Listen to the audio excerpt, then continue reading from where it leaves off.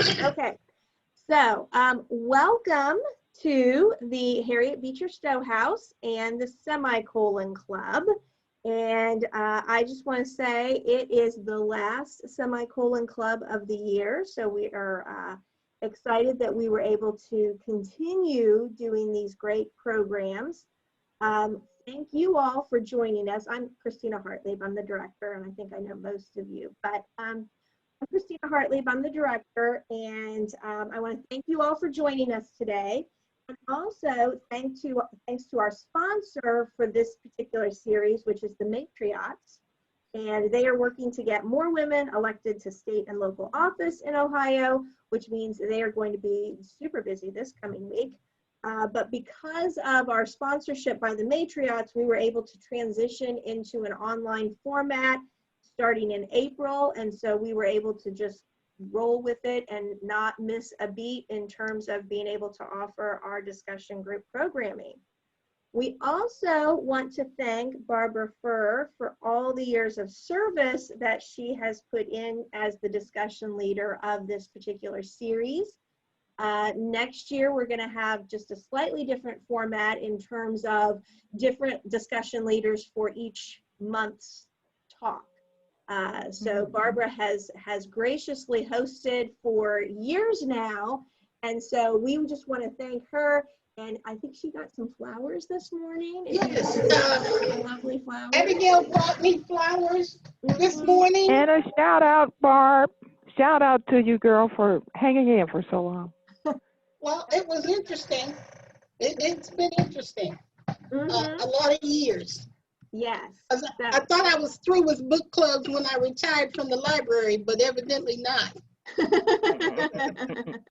No, not so much. So, so with that little introduction, with our thank yous to the Matriots and thank you to Barbara, we are going to go ahead and get started, and I'm going to let her take it away in terms of discussing this particular book and all the interesting ideas that came out of it. And even if you haven't read the whole thing, I think we'll still have an interesting, lively discussion. So, I think so as well, because this is the kind of thing that we can talk about, and we can think of ways and things to do. Because one of the things that I thought this particular book should be required reading for medical school participants, lawyers, any of the male-dominated educational systems, because it's not so much that it's a conspiracy, it's something that never actually occurred to them, that they were excluding a segment of the population because of the way they think. You know what I'm saying? It's like you walk down the street every day and you see the same person sitting out, you know, or walking down the other side of the street. Well, when they're not there, you might not even notice it. And it's the same kind of thing. You have a way of thinking. So there are things that you don't notice. You're fixated on your own point of view, and you see things from your own situation. So one of the things I wanted to ask everybody is we need to discuss the, what did you learn that you found, I would say, interesting or astonishing?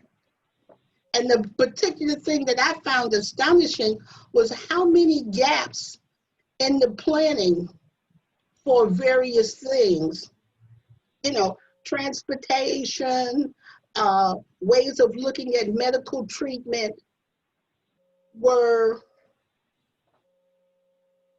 women were allowed to kind of fall through the gaps, you know, because the people that did the planning were male.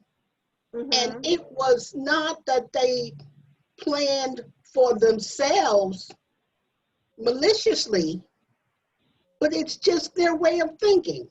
You know, because to consider women would have added an extra link, an extra step, more expense. So they did what was best for the majority.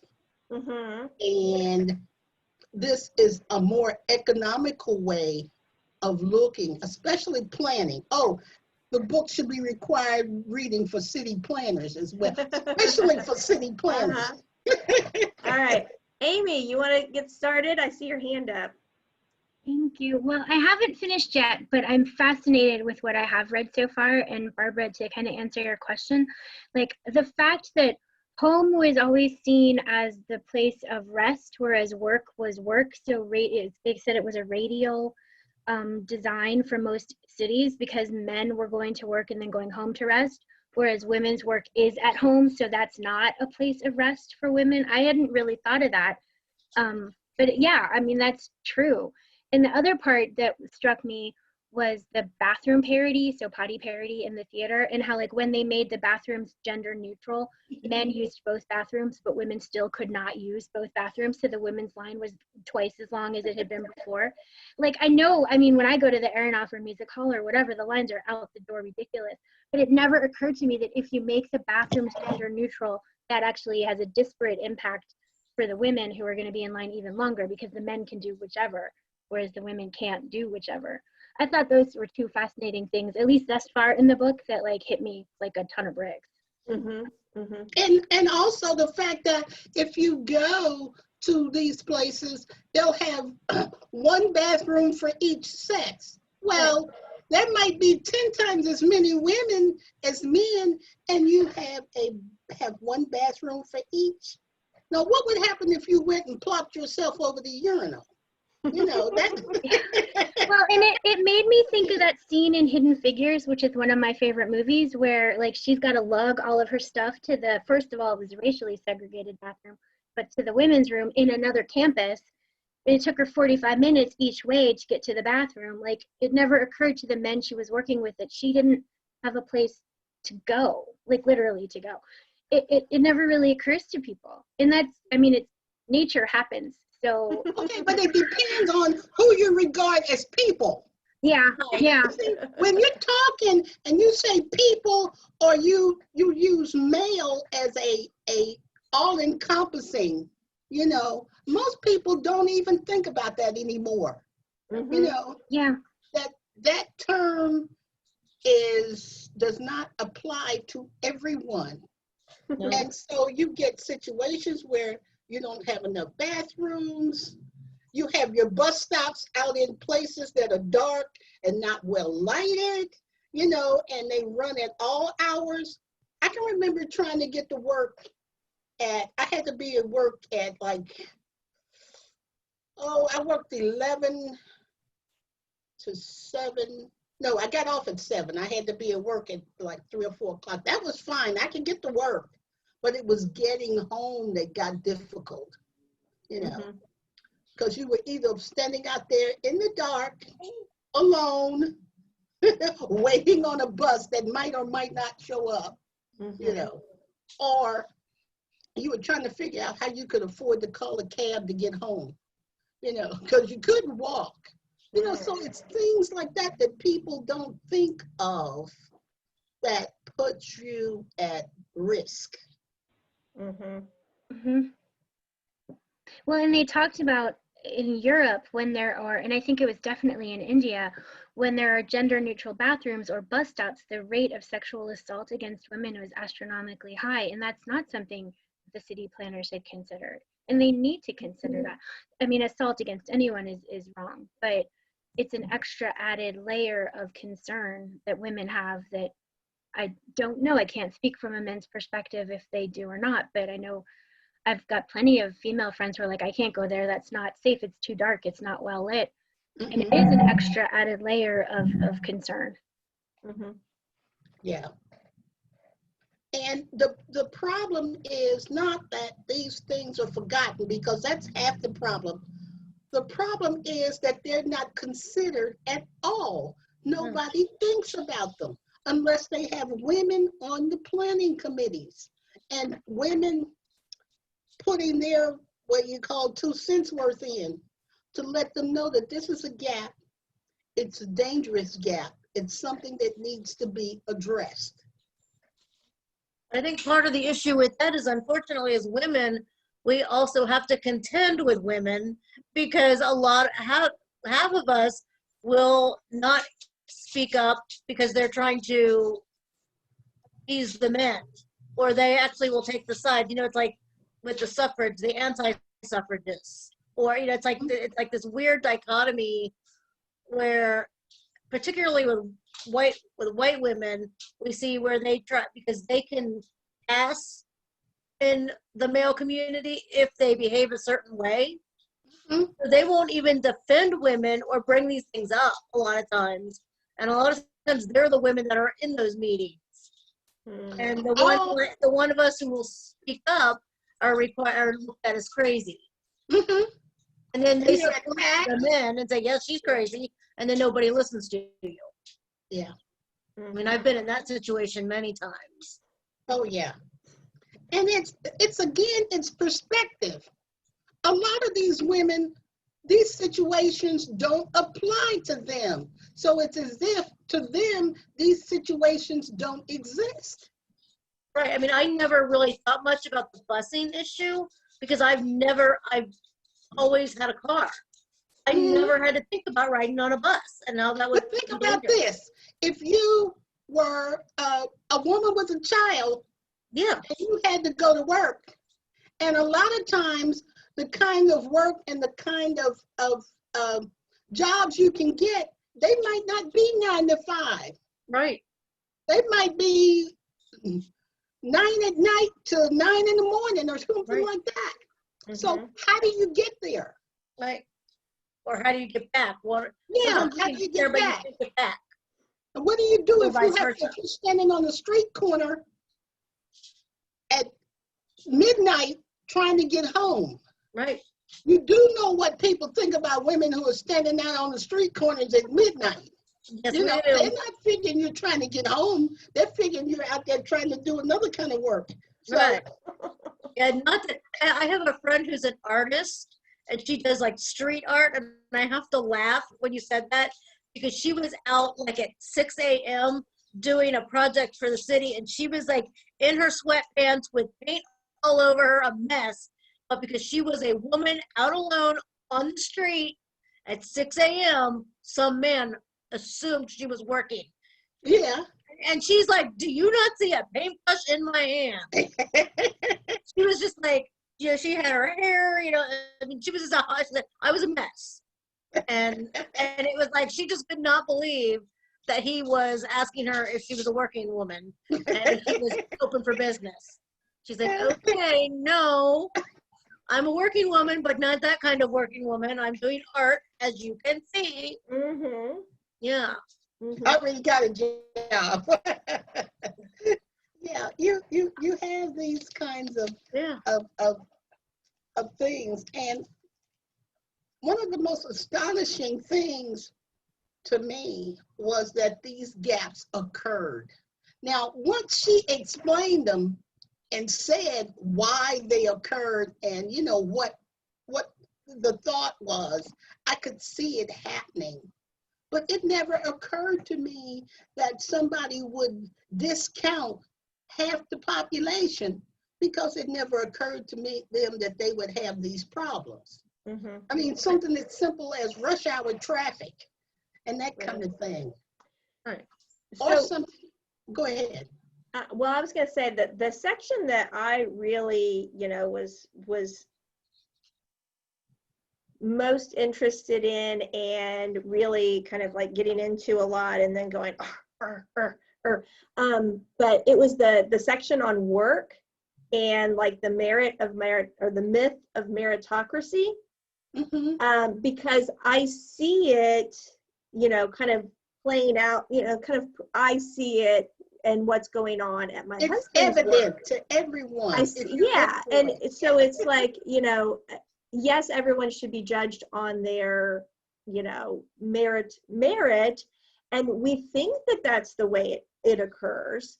But when you have people who are, some people of the population can work longer hours and not have to worry about, picking up the kids at a certain time or making sure the kids get to all of their different activities and or making sure that, dinner's made, all that kind of stuff.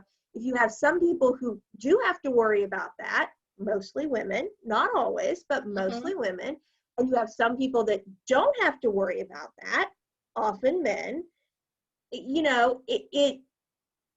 can't, if the boss says, if the only way to get, noticed by the boss and noticed by the higher ups in your company as this is a hard worker, a go-getter, someone who's willing to put in the extra hours, but you can't physically do that because of your other responsibilities, then it's not a straight meritocracy. No. And the one thing that really caught me off guard that I didn't even think about, because I only have a master's degree, not a PhD, is because people who are college professors, I decided not to go college professor, but people who are college professors, you only have a certain amount of time to get tenure. And when when you're first starting your job and, you're a young professor is often the most common time that you are starting your family, then, if you take 2 or 3 maternity leaves during your period that you're supposed to get tenure in, then that really puts you at a disadvantage as to being able to do that. So I would say, well, how come they can't just say, if you're on maternity leave, that doesn't count towards the time and just give you that much extra time? Well, whoever came up with this system didn't think about that. So that's not part of the system. And so those are kinds of things that, at least would be a step in the right direction if they took those into consideration, but I don't know who to petition to do that across university campuses. So being a university professor from Xavier University, yes, Dan, please. Xavier does allow that. Xavier does give a maternity leave, a year of grace. They don't give 3 or 4 of them, as I understand, but maybe things have changed. But when I retired from there, they had decided that they would stop the clock if a professor has an infant, a maternity problem. What am I saying? There's my male voice using. So they do make the clock be a little longer, considering that. Many universities don't do that, and I think there is a move to do that more often. But Xavier did allow for an extra time period. So excellent. So good. Kudos to Xavier for doing that. But again, that should be like, more common at other universities, because it is definitely a problem for a young woman who has only 7 years and then she's out and doesn't get any break. If there's a problem, there I go. There's my male voice again. If there's a maternity and a child care issue. Yeah. Okay.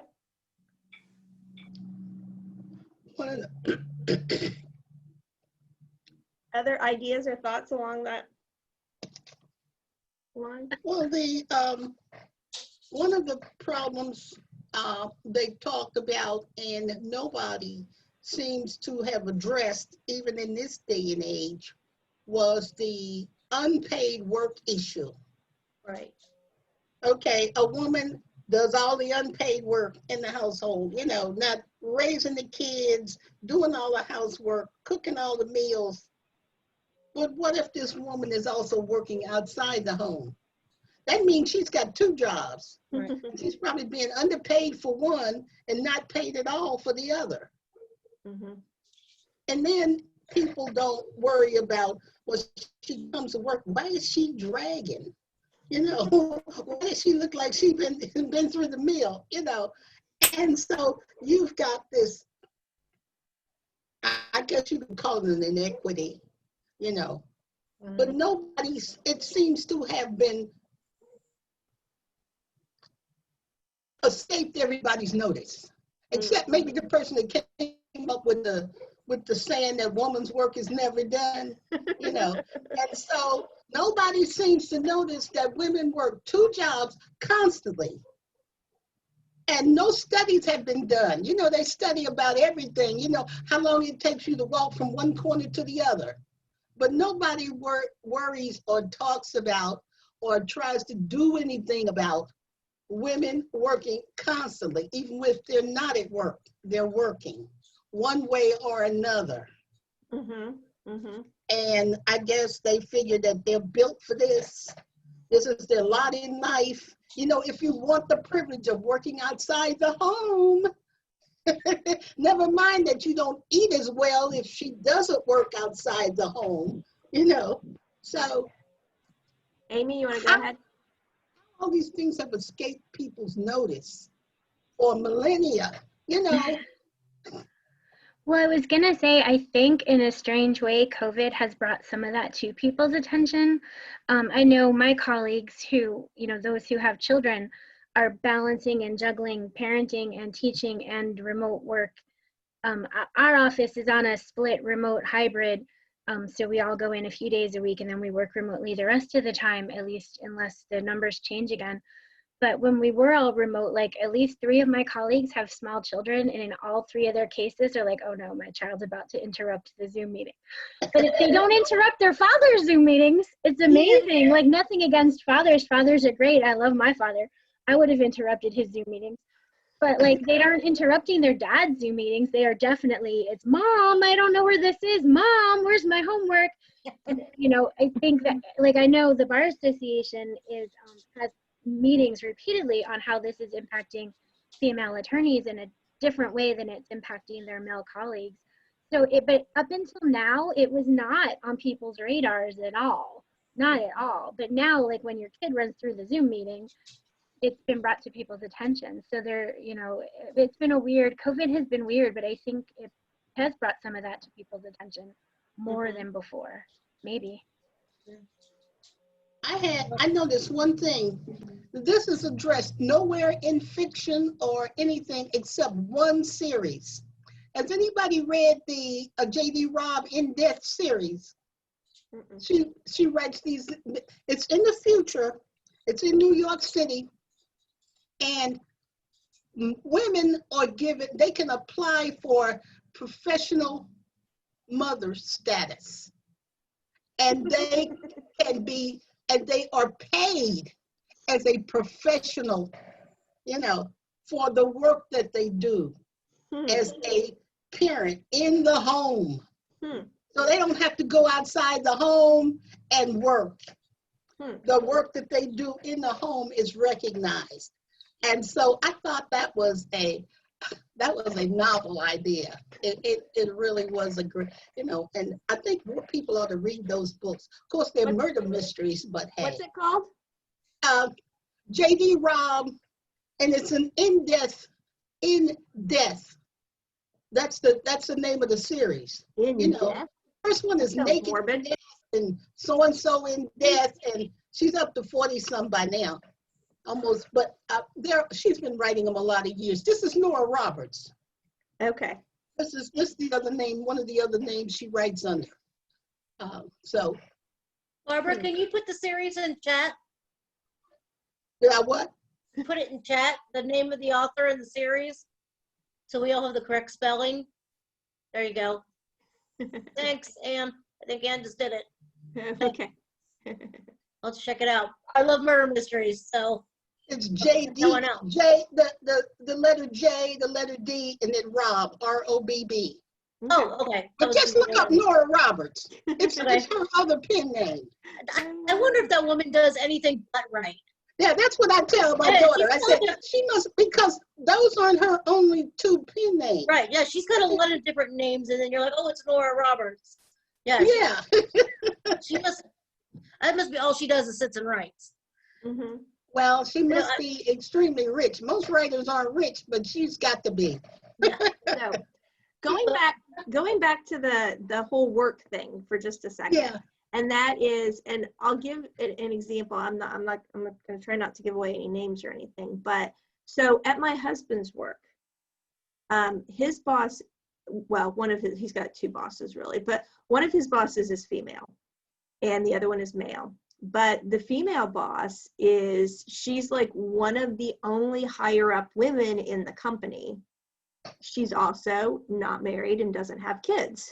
Mm-hmm. And so she has had the opportunity to, advance in her career much more quickly and efficiently and so forth than a lot of women who don't have or who do have kids.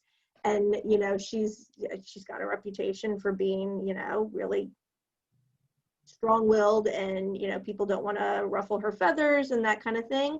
But she's been known to say things like, well, if somebody has to take off for their, kids something or their kid's sick or whatever, she's like, well, that's because you had kids, you shouldn't have had kids.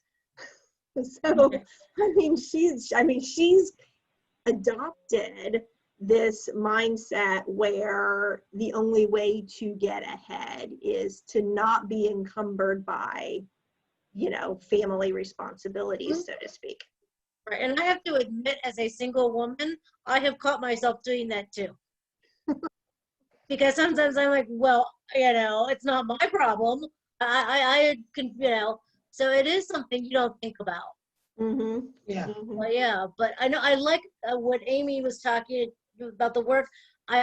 One of the things I love about my company that I work for, Liberty Mutual, when the COVID thing came out, they actually came out with an email, and they were like, this is what it is. If you got kids, bring them in the office, sit them on your lap.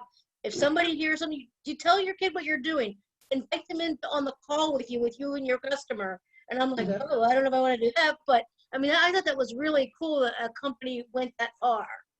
Mm-hmm. And they're like, if we get any complaints, we're going to tell them our employees come first. Deal with it. Our employees are important to us. And I'm just like, I'm a claims adjuster, so I'm not like high up in the company. I'm one of the bottom. But even us, they were like, you know what? If somebody complains, so be it. This is what it is. You guys are important to us. And so it is, my point to bring that up is I think there are some companies out there that are starting to think that way. Mm-hmm. Which is interesting because from what I've been told by people who work there, my boss has been there, I think, 8 years. When she started, she was one of the few women in the company. And so they literally made a conscious decision, and that's part of what they constantly keep that in the foreground of their mind. Every Thursday we watch a video on inclusion, and they're constantly talking about it. So it's pretty, there are companies out there that are starting to do that. Mm-hmm. My point. And one of the things she talks about throughout this book is the fact that there are not enough women in the upper echelons of anything. Right. They're getting there, but they're not there. And you need that viewpoint because they can point out where the holes are. Right. But the problem is, and where the understanding gap is, you left women out of this. You didn't consider, not only child care, but the fact that you build shelves 6.5 feet tall. There are very few women who get that high. I'm going to have short people here. Yeah. If you're going to build shelves that high, then you're going to have to hook a step ladder on the side of the case so that the short people can get to the top shelf. Yep. It's just a lot of things that nobody considers and nobody thinks about. And her contention is that one of the reasons these things are left out is because men do most of the planning. Well, and I thought it was these interesting. things don't happen to them. Right. I thought it was interesting because we think of Scandinavia as super, gender inclusive. And that whole section about women falling on the icy sidewalks in Sweden because it didn't occur to the city planners to plow the sidewalks. So it was mostly women impacted by the fall. Well, duh. Well, men don't walk the sidewalks. They come out of their house and get in their car and drive to work. But you think about that, though, would any other country, would America even do a study like that? No. Can you imagine suggesting? That was one of her points. Yeah, it was only a to country that was like in Scandinavia would even think about it. Yeah. One of the things that that you notice if you listen to it rather than reading it. Yeah, Is this woman I think she's British. Yes. yeah. So her viewpoint was British and European. Mhm. Right. And so this is why she talks about what happens in India and Africa and South America. She very seldom refers to America. And a lot of people think America is so conscious of everything, and they're politically correct all the time. Well, that's a self-serving description in itself, being politically correct. Because who are most of the politicians? Right. Think about it. The majority of the politicians are male. Well, and it was interesting too when she talked about the breakdown of the European languages, because people assume that if a language has gender embedded in it, like French or Spanish, that there are gender inequities, and there are.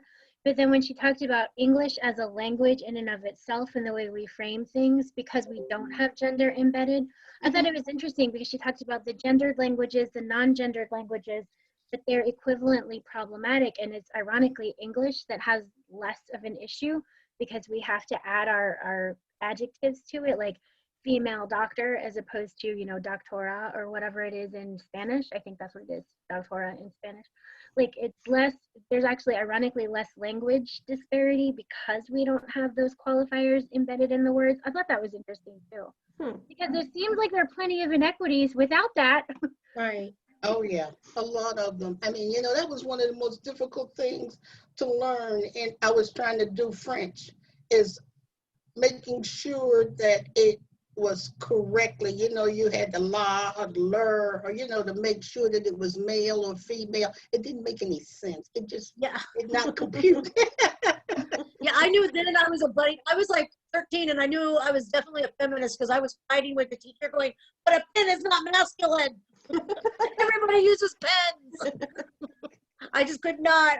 I agree with you, Barbara. I was like, I could not wrap un stilo, no. Doesn't make sense. I think one of the more interesting things is that she observed that the planning. Yes. When you did all this planning and they you do the surveys and what do they call them? They don't call them surveys. Where they go out and take all the information on different subjects and things like this. It's never done for any of the gaps, where the gaps are in actions that are taken, even planning or medical. Nobody does a study. That's it. Nobody does a study of these places where the gaps are. Nobody even seems to realize they're there. And this is one of the reasons why you need so many women, and you need them in every walk of life doing everything. Because of course their viewpoint is different. So they're going to see things that the other people don't see. And they did talk about one of the things where the point you took, that women who come out and speak up get a hostile reaction. Whereas the men who say the same thing, who say the same thing and have the same attitude, and everybody accepts it. I've heard that a lot in workplace dynamics. If a male says, if a male is aggressive and really, making waves in terms of what things are going on at work, then he's often considered, in a positive light. Right. Yeah, he's a leader. He's being aggressive, he's being a leader. Whereas if a woman does that, then she's a troublemaker, and she's she's just whining and that kind of stuff. So for the same behavior, people get labeled different ways. And do you know, when you say that hits it right on the head, Because women, there are so many more labels for women. You can be a lady, you can be, there are some nice, not nice names that you can be, but there's so many labels for women so they can fit you into this box, you know. And if you do the least little thing that shows you're not a lady or you're not acting the way they think women should act, then you're outside the norm, and the reaction is always hostile toward the woman. Which is ironic, because when you flip that, a lot of times when men do something, they get a lot more credit. Like when a man takes care of his kids, I mean, all he has to do is like take him to the grocery store with him, and he's the greatest man on earth. Yeah. Oh my God, you watch your kids for your wife? That is so nice of you. And it's like, wait a minute, no, they're my kids too? But you see that all the time. If a man at work suggests, you know, we need more bathrooms for women, he's just like the greatest thing in the world. But if a woman says it, oh, she's just a troublemaker. Well, that's Her like women's lib stuff. a friend of mine likes to talk about how he's babysitting his kids. I'm like, no, it's not babysitting when you're the parent. Right. He's the outsider, right? Coming in and take care of those kids. Right. I just wanted to point out, Anne mentioned something in the chat, and I don't know if everybody's watching that as we go along too, but there are recent studies on unpaid work done by women, and then she lists some other articles that might be interesting to check out over there as well. Okay. And I'm not exactly sure how long that was in the chat, but I just wanted to point it out to make sure that people saw that as well. Well, what I found astounding was that there is so much. It's not like it's one or two things. Like we talk about, we fixate on the bathrooms and the buses and stuff like that, but it's the whole gamut of life, you know, that it's like when you really come to count what's done and what's not done, you know, for the various genders. Even the term gender equality, right, is not quite correct. You know, so you get a whole thing where everybody needs to know what's missing, what's been skipped, what's been missed. This is why I was saying in the beginning that everybody, this book needs to be required reading for everybody, you know, just so it can get people thinking and looking at the way things are done. What I found particularly scary was in the medical profession. Yes. You know, because if you read that part, and it talks about a heart attack in a man and a heart attack in a woman, it's not the same. It doesn't, the symptoms don't manifest the same in a lot of cases. So a lot of women die because nobody recognizes what's wrong with them.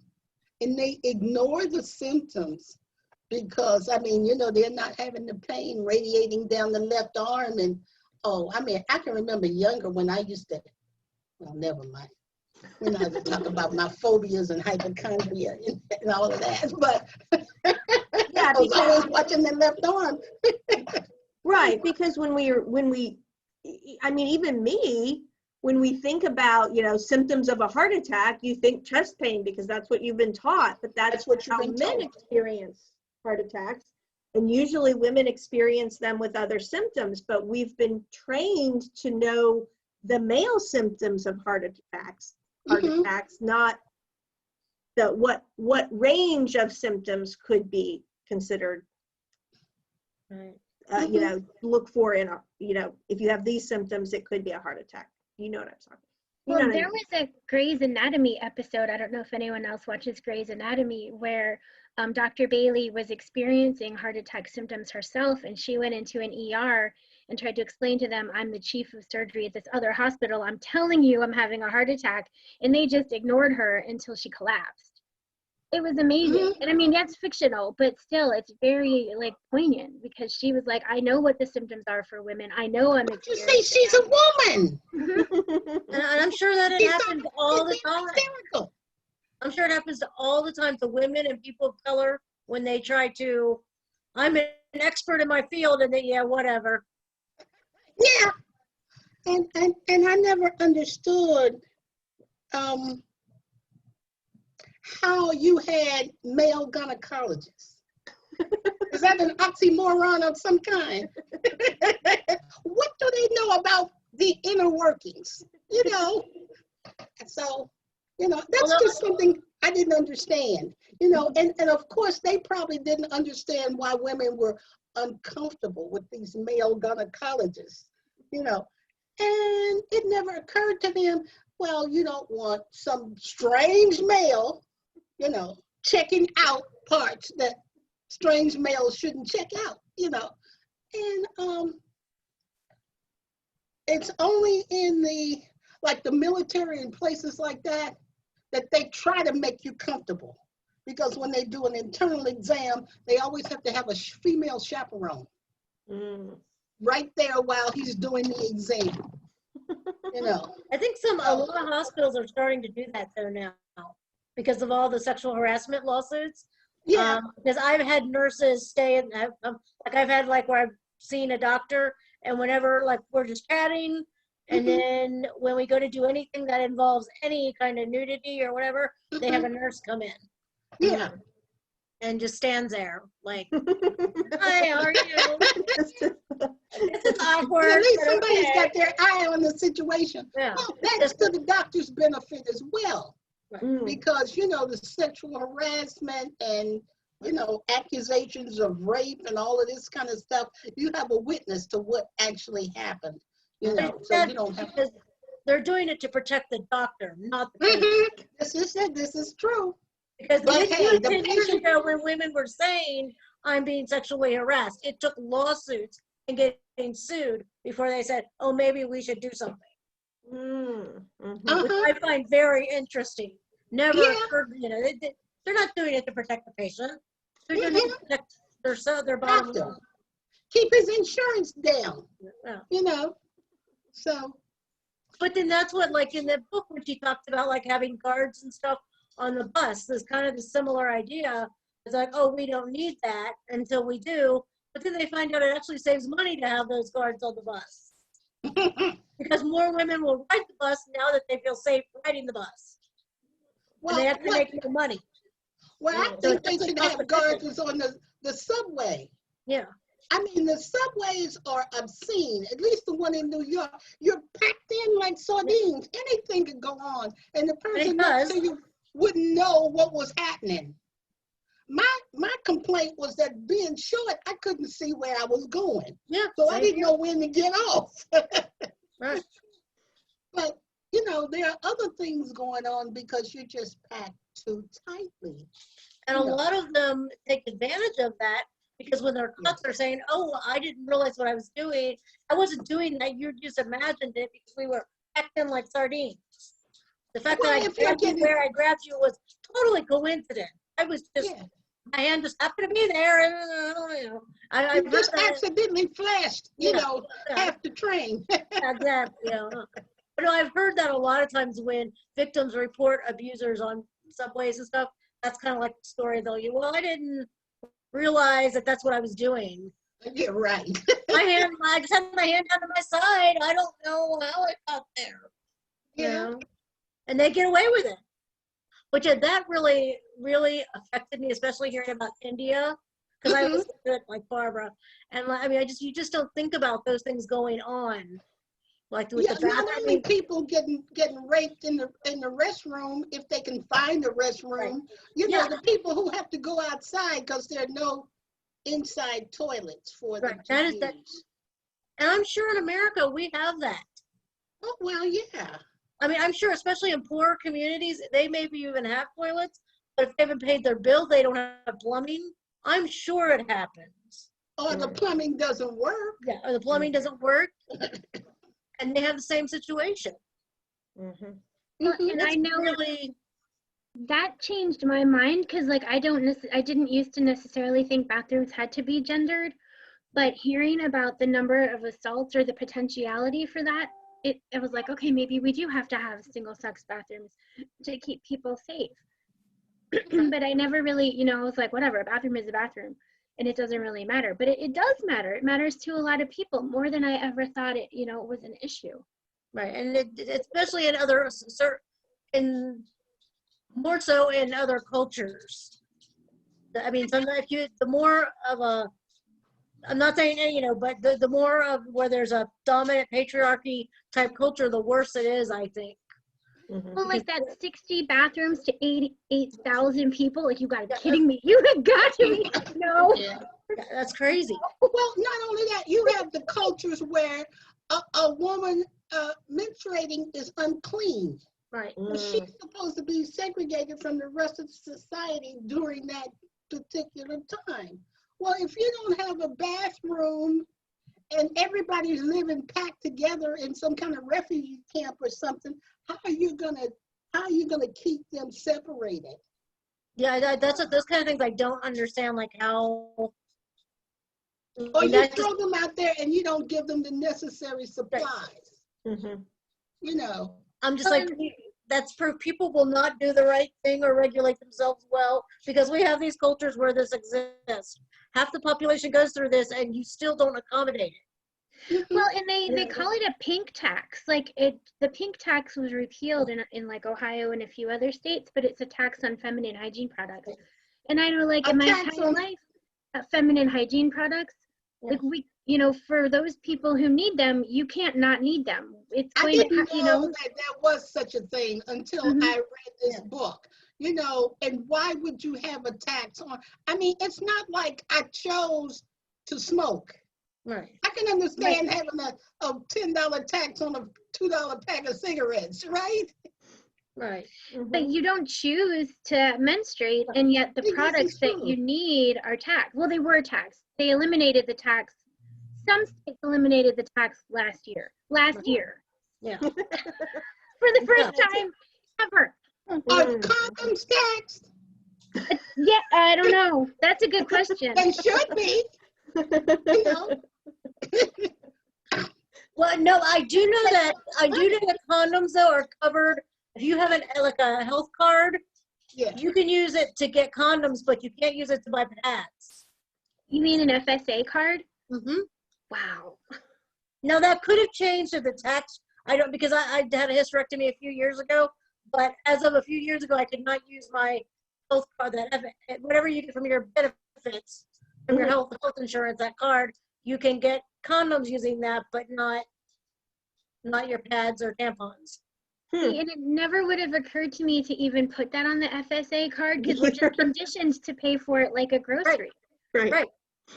And I was like, you gotta be kidding me. Yeah, but you can't use it on your. No, I never would have thought to do that either. No. And that's another way they get over. You know, keep the cost down. We're too expensive. You know, I mean, so you just pretend they don't exist. That those problems don't exist. And so this is one of the ways that you need to, people need to wake up, and they need to be educated that these kinds of things are going on, that these actions are out there, especially other women. Because these are the kinds of things, the bossy women, you know, the woman who's overconfident, you know, who's aggressive. You know, if you say a woman is aggressive and like that, you know, these are some of the accusations that are leveled at women in politics. Right. And these are the kinds of things that are used to The unlikable factor. The what? The unlikable factor. Yeah. She's still unlikable. Well, I'm sorry, when you said that, that's what I thought. She's over ambitious. Aggressive. How can you be over ambitious if you're a politician? All politicians are over or ambitious. And when they were saying things like about Hillary, I'm like, how does one become a president of the United States if they are not ambitious and assertive? I mean, No, my mother's not running for president for a reason. Mhm. She's shy and meek and mild, and she's and not. you have a woman in America. She's not going to have on her hat and gloves. Right. Okay, she's just not. She's going to have to get down and dirty like all the male politicians, and a hat and gloves don't fit. Well, if she has on hat and gloves, she's not going to get that high in politics. You can be a politician or you can be a lady. You can't be both. Right. Mm-hmm. Unless you're Ruth Bader Ginsburg. Well, yeah, but she She's the was, exception. she was in the class by herself. But she had Marty. She had Marty to be her aggressor. He was the one that really campaigned for her. So she could be a lady while he was like, hey, Bill, she needs to be in the Supreme Court. He did all of her campaigning for her. So. So talking about particularly like the medical differences in terms of, you know, women often aren't believed for particular symptoms, or they're labeled as, okay, so makes me think about the last discussion we had in the Year of the Woman discussion with John Getz, because that was specifically about the woman in the yellow wallpaper by Charlotte Perkins Gilman, and that she was, going crazy because she was going through postpartum depression, and her husband just locked her up because she was experiencing these symptoms.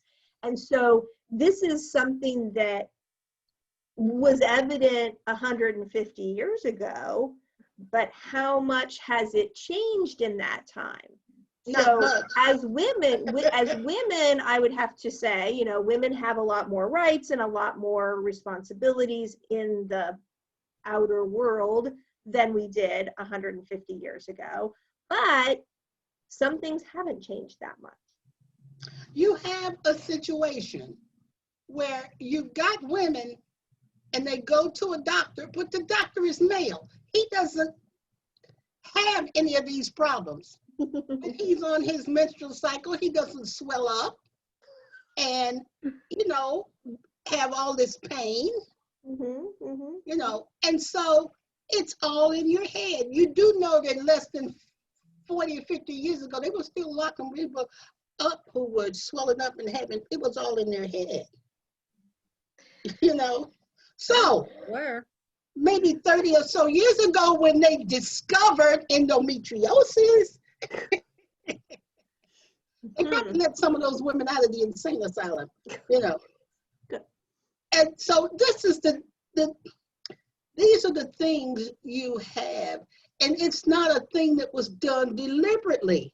It was just the difference in the body. And that was another subject that they talked about. How women are viewed and how women's bodies are viewed and that kind of thing. So that's another whole can of worms, This book opened my eyes, and it had a lot of things that people just don't think about. They don't consider them. Right. So, of course, it all goes by the wayside when nobody talks about it. So I guess my next question is, so what do we do now? Now that we've read all our parts or have discussed these ideas, what is it that we need to do to make this more widely known, or to make people see or understand things like this? I mean, what can we just as private citizens do about some of these ideas? One of the things I think is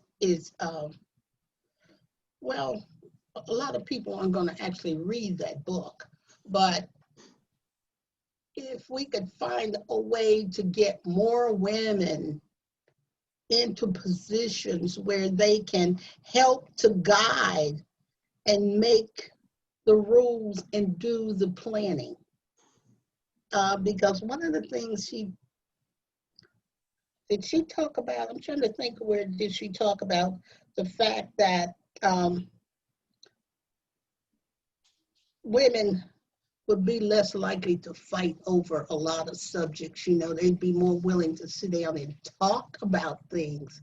But of course, you don't have women in these situations and in these positions, so that you get everybody is out there posturing and nobody's talking and being responsible for other people, not just themselves, you know. Because if your neighbor is not doing well, you're not going to be doing as well as you could because of their situation. And you get a lot of things that are not considered because women have a different point of view. I mean, it's as simple as that.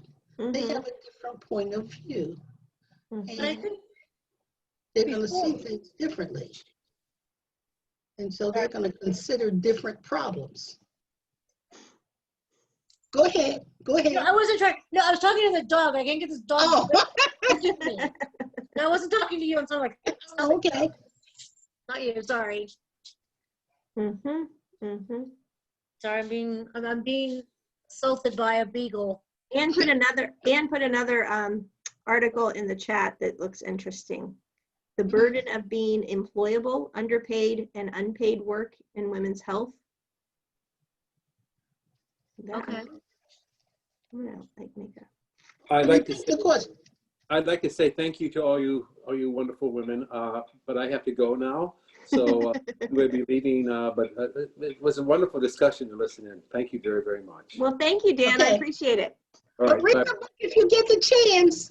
Yes, well, if I will. Thank you very much. All right, bye-bye. Bye. One of the thing is, I just enjoyed the fact that this woman brought up, and she touched on so many of the problems that we have today, and excuse me, and pointed out why they're there. Right. And it's just a matter of they were overlooked because of the people who were in the planning, who were in the driver's seat. These were things that never occurred to them. Right. It wasn't, for the most part, it wasn't done deliberately. But it's something that needs to be addressed, you know, and what she talks about as well is the fact that there is nothing, that doesn't seem to be a lot in the works to address all these problems, you know, kind of patch the cracks in the general society. And she also mentions in the latter part of the book the fact that what happens if the thing collapses? And one of the things she talks about, the large number of women who die every year from diseases that are untreated, from diseases they get, you know, because of the unhealthy situations that are going on in different countries like India and Africa, you know, and things like that. And what happens when the number of women drop below a level where your society is no longer viable? You know, because a great many women in a lot of societies, like maybe American England, these people are old. They're not having children anymore. So if you rape and kill and infect all the women who are childbearing years, or you wear them out because they're working 2 or 3 jobs, you know, they're taking care of the home and the family and working outside the home, you know, that's not healthy either. What's going to happen to the general society?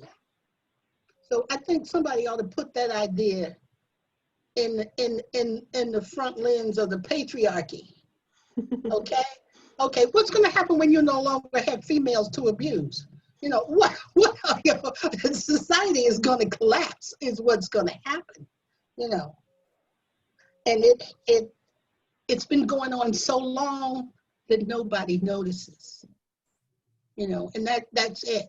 Nobody notices because you've got these different horrible things going on in all these different countries, but everybody is focused on what's happening under their own nose. So most folks are unaware of those conditions that are going on in India, where people don't even have inside toilets. Mm-hmm. And in the 21st century, no inside toilets. Right. I think one thing that we can do to answer Christine, like get more involved as far as, I mean, like putting more women in positions is great. But again, we go back to that situation where we're talking about women who often get promoted are often single and unmarried. So they don't have the perspective of married women. Mm-hmm. Yeah, that's So true. we need to have not just more women, but we need to be aware. We need to close that gap where married women are getting those promotions as well. Women with children. We need to have more people, a diverse group of people at the table. Yeah. I think, like, as an individual, one thing that just, when I read this book, one of the things that I thought of, I love theater. And there's 2 theaters that did renovations recently.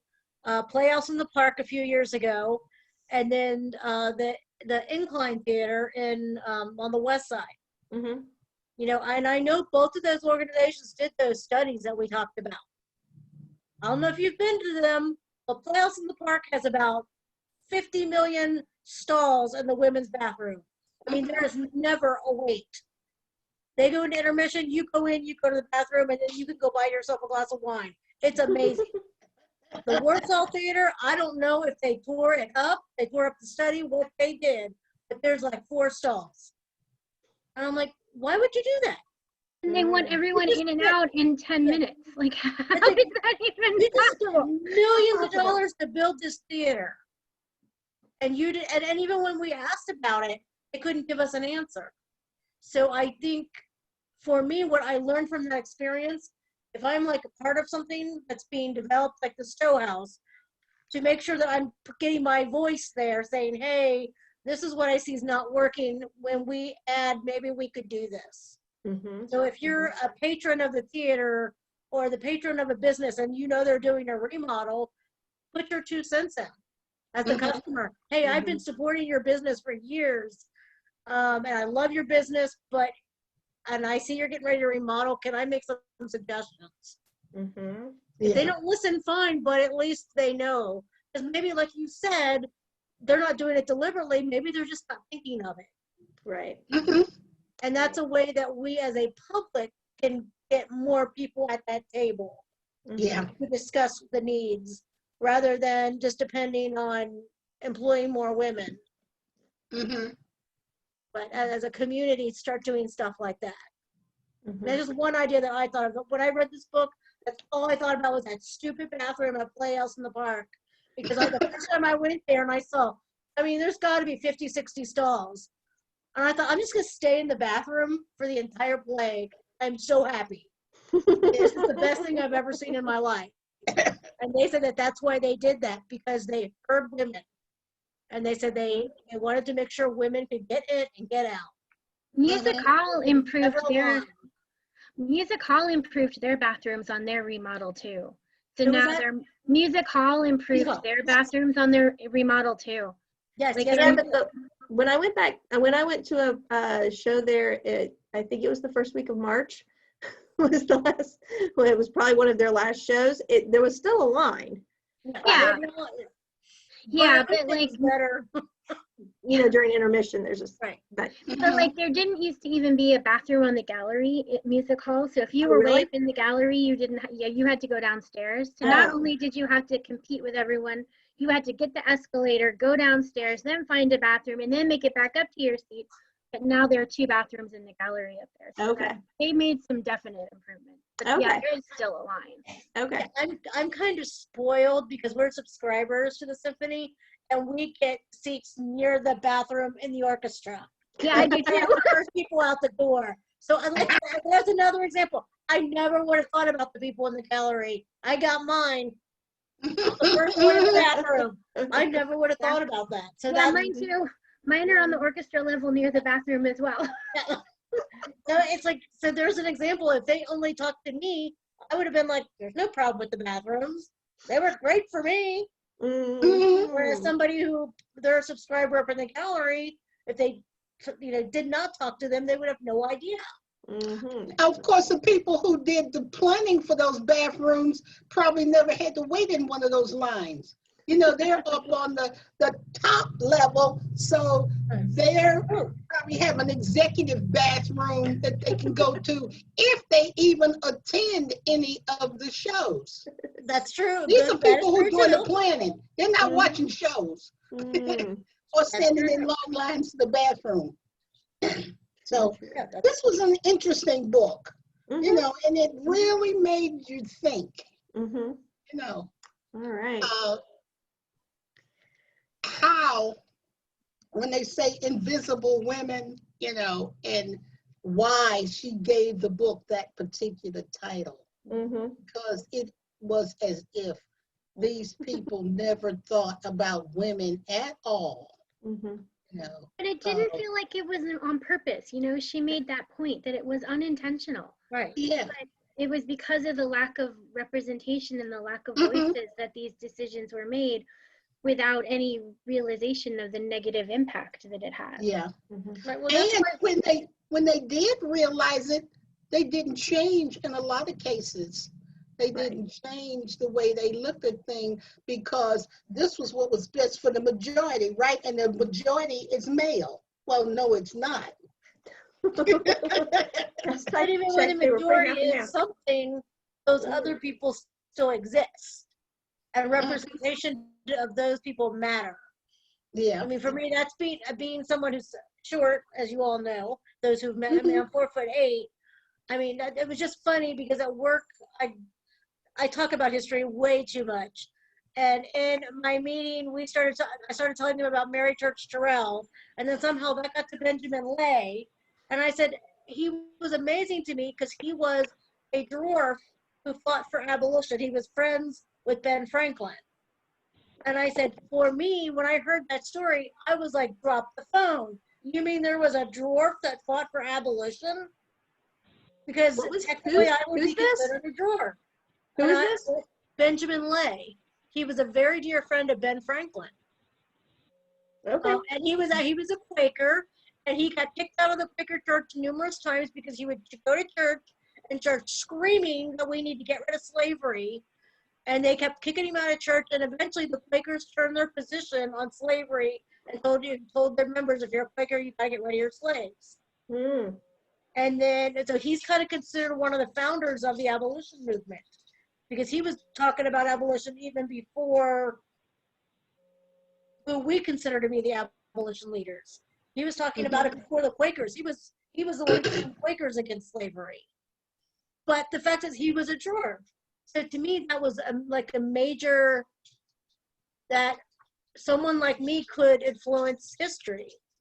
I didn't have to it's not just a man, a white man, a woman, even short people can influence history. Because you don't, the whole intersectionality thing, people don't, all those isms that people don't understand, if we don't represent society, people get left out. Yeah. Women aren't the only ones that get to be invisible. A lot of groups are invisible. And so I think it's important that we see everybody when we can. And that we always keep that in mind, what's going on in the population across the board. Well, it's so difficult for a lot of people to keep, because we have so many people. A lot of our problems today is because this is my personal pet theory. There's just too many of us. Probably true. Everybody's got their eye on their little problem, and they're not looking at all the people around them, what's going on around them. And so if this guy over here's got a problem, they're not looking at his problem. They're looking at their own problem, And so they miss a lot. And then, of course, you've got the people on the top who don't care about anybody else's problems, you know, because they don't have any problems. They have problems, they're just different. Well, yeah, but you see, they don't have any problems. They don't have our It's kind of everybody problems. else who's got problems. I mean, I have to say, really, as someone who I lived in Aspen, Colorado for 5 years, and while I'm not particularly sympathetic to the elite, I do have a certain amount of sympathy for them because they are a very sad group of people. Their problems, I mean, to me, I always thought the idea of being rich and famous is that I could tell everyone to go jump in a lake and do whatever I wanted. They are far more bound by rules and dictates than any of us. You know, they are told who their friends will be, who they'll marry, who they do business with, and they need to stay in that line to remain as part of that society. And so Remain in the I thought clique. it was very sad to see. I mean, maybe it was their choice, but to maintain that millionaire status, there's a lot that goes with that. And it's like, wow, you got, you know, $10 billion and you can't be friends with me because people will talk about you because I don't make enough money. That's crazy to me. Well, that's because they're afraid that if you don't have as much as they do, you're going to be after some of what they've got. And so Yeah, I mean, I'm sure they're, but yeah, it's really sad though that they're so. Yeah. When I saw how many rules they had to live by and the fear that they live with about losing that money, that's And losing like, that you know what? I status. don't ever want to be Not that only- kind of wealthy. not only losing that money, people kidnapping them, you know, and holding them for ransom. People killing them just because they know who they are and they don't like them because that's who they are. You know, they live in I mean, the whole I just world of listened. fear. Yeah, I just listened to a podcast about Catherine the Great and her protege Elizabeth, who put her in power, was like one of the most powerful women in the world, and she never slept. Like she would sleep for a couple hours at a time because she was terrified that her enemies would kill her in her sleep. So she would take naps. And they say that part of the reason she died as young as she did is because she couldn't sleep. Because that was what wealth and power did for her. She was terrified of it being taken away. Like, Yeah. who wants to do it? I guess she was the most powerful woman in Russia at one point. I guess that's okay, but I don't know if it's worth that. If that's but your life. those people, the czars of Russia were in a very, I don't know, I guess you could say a unique position. Nobody liked them except them and their cronies, you know. They were kind of in a unique position. Somebody loved at least Elizabeth and even probably Henry VIII. Busy chopping off his Well, wives. see, Anne Boleyn really loved Henry until he chopped her head off. But I think that was Anne Boleyn's mistake, falling in love with Henry. No. Well, we have been at this for well over an hour now. So, Okay. Barbara, you tell me how much longer you want to go, or if we're about Okay, to wrap up. I'm ready to cut it loose, but this book was interesting. We could probably talk because the more you talk about it, the more you see, you know, of what's actually been done to the world, to society, the mindsets that have been put in place, and even though they're abnormal, they seem normal to everybody because that's what you're used to. Right. You know. Question everything.